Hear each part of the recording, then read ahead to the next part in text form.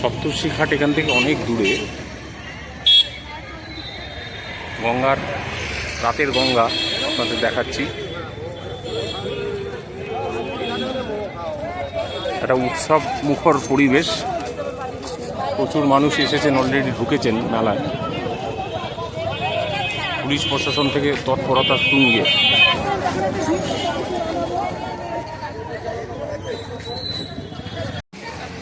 কিন্তু উৎসব ভাব। ইতিমধ্যে আমরা দুর্গাপুজো, সরস্বতী পুজো, দীপাবলি সব পেরিয়েছি। এমনকি হুগলি জেলা, বিশেষ করে বাঁশবেড়িয়া এই অঞ্চল যে কারণে বিখ্যাত, সে কার্তিক পুজো এবং চন্দননগর যে কারণে বিখ্যাত জগন্নাথ পুজো। এই পাশ দিয়েই বয়ে গেছে নদী, নদীর পাড়েই এই সমস্ত খাবার স্টল বসেছে। দূরে দেখুন নদীও দেখা যাচ্ছে, আবছাভাবে আমাদের ক্যামেরা এসছে নদী। নানা রকমের দোকানিরা এসেছেন, প্রসাদ নিয়ে বসেছেন, কেনা বেচাও হচ্ছে। কিন্তু সবচেয়ে মুশকিল হচ্ছে যেটা, যে এখানে লোকেজন খাবার দিয়ে পাচ্ছে না, থাকার জায়গার ব্যবস্থা নেই। বাইরে থেকে অনেকেই এসছেন, কিন্তু থাকার কোনো ব্যবস্থা পাচ্ছেন না।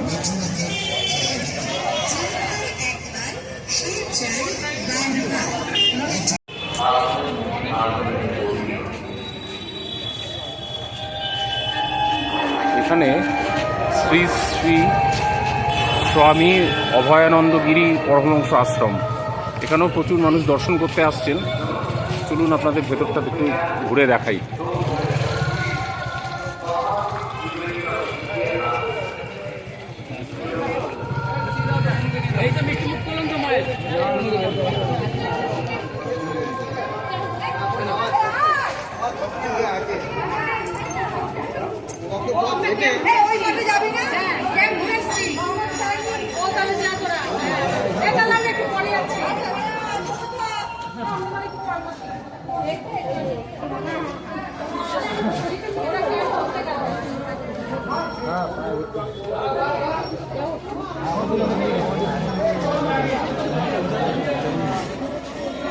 এই আশ্রমে অনেক সাধু এসছেন।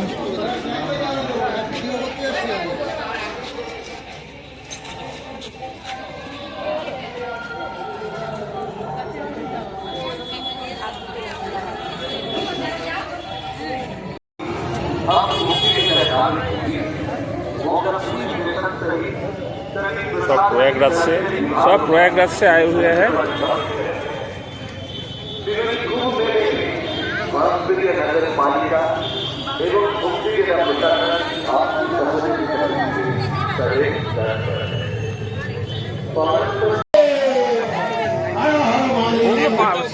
উল্টোপাল্টা করে তো ওই জন্য করেছে। হ্যাঁ, আপনাদের হিন্দিতে করবো না। অনেক দিকে আমরা যাচ্ছি, অর্থাৎ বলার কারণে এটা হচ্ছে এই কুম্ভ মেলার মূল প্রান্তি।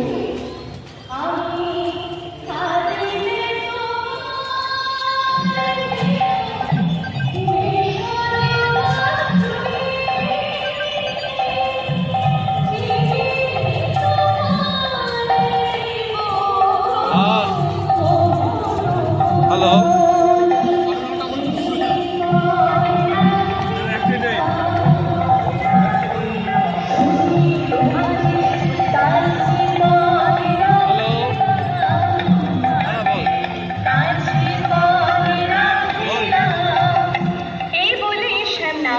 তালে তালে বাঁশি বাজাতে লাগবে এবং সেই তালে রাধারানী নাচ করতে লাগবে। তালে তালে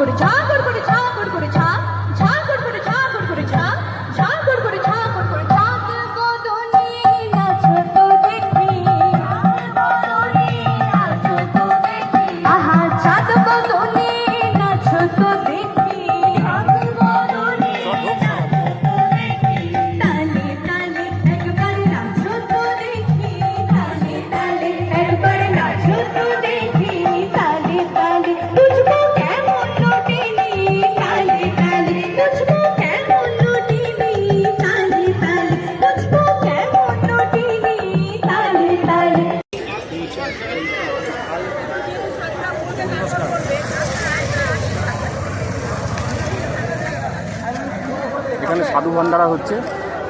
সাধু ভান্ডার হচ্ছে অর্থাৎ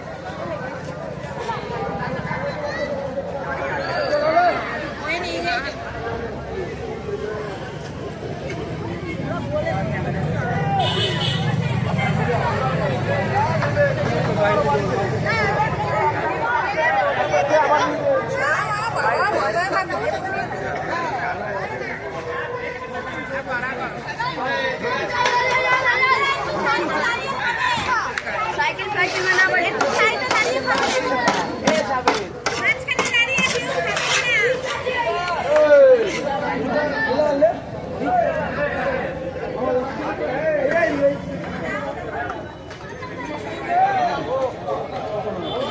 এখানে সাধু ভান্ডারা এবং সাধারণ তীর্থযাত্রীদের জন্য প্রসাদের ব্যবস্থা করেছেন এনারা, আশার আলো সংগঠন।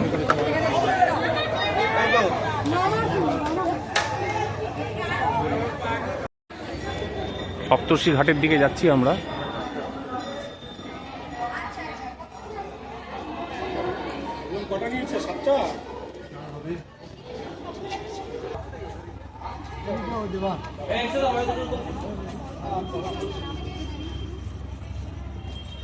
এখানেও চান হবে, দেখুন আপনারা একটা নির্দিষ্ট জালি দিয়ে ভাই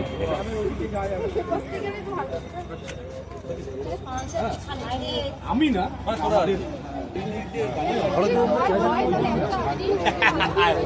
ছবিটা ওই ফোন নাম্বারটা আছে তো?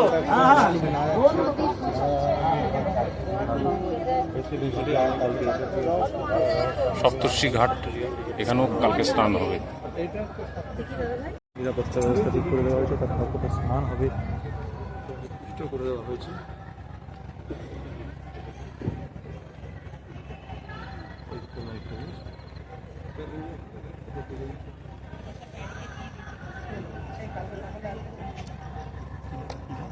সপ্তর্ষি ঘাট, সপ্তর্ষি ঘাট যেখানে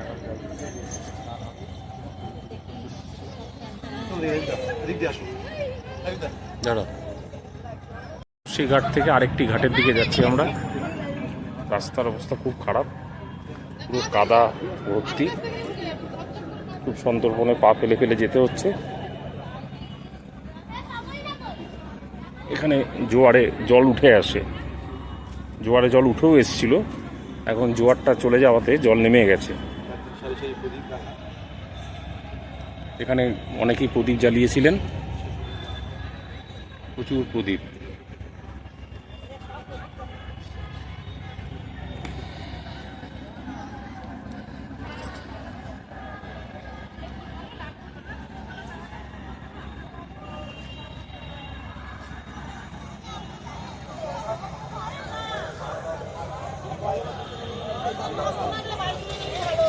এখানে আরতির প্রিপারেশন হচ্ছে, এখানে গঙ্গা আরতি হয়েছে সন্ধ্যেবেলা, সেটা আপনারা দেখতে পাচ্ছেন। এই ঘাটেই কালকে প্রধান স্নানটা হবে, তার জালি দিয়ে ঘিরে দেওয়া হয়েছে।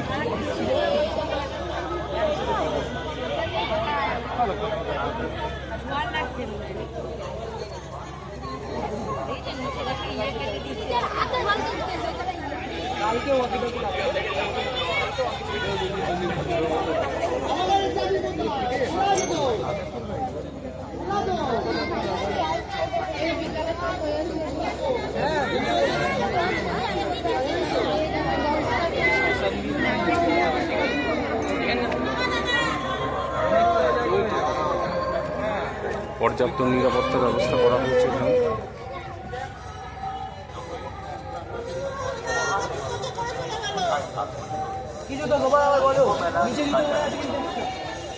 বাবা আশীর্বাদ করছেন।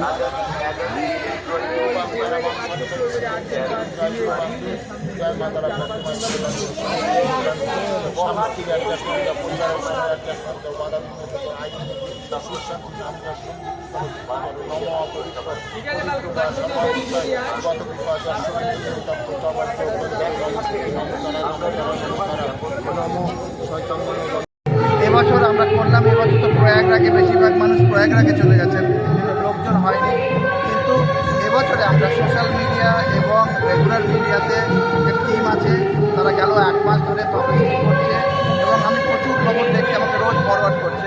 তো এটা শুরু, যে এবার আগামী কুম্ভের আগে আমরা প্রচারটা আপনাদের সহায়তায়, সবার সহযোগিতায় আগামী কুম্ভের প্রচার আমরা এইবার থেকে শুরু করব। বলছি একটাই লাস্ট, বলছি যে মিনিস্ট্রিকে আপনি কি বলেছেন, কোন দপ্তরকে বলেছেন, কোন মিনিস্ট্রিকে বলে জানিয়েছেন এই উজ্জয়িনীর মতো এটাকে হেরিটেজ সিটি তৈরি করে? মিনিস্ট্রি অফ কালচার, হ্যাঁ, ওরা কি বলেছে? মিনিস্ট্রি অফ কালচারকে আমরা একটা প্রপোজাল দিয়েছি এবং সেখানে অনেকগুলো ছোট ছোট জিনিস আছে।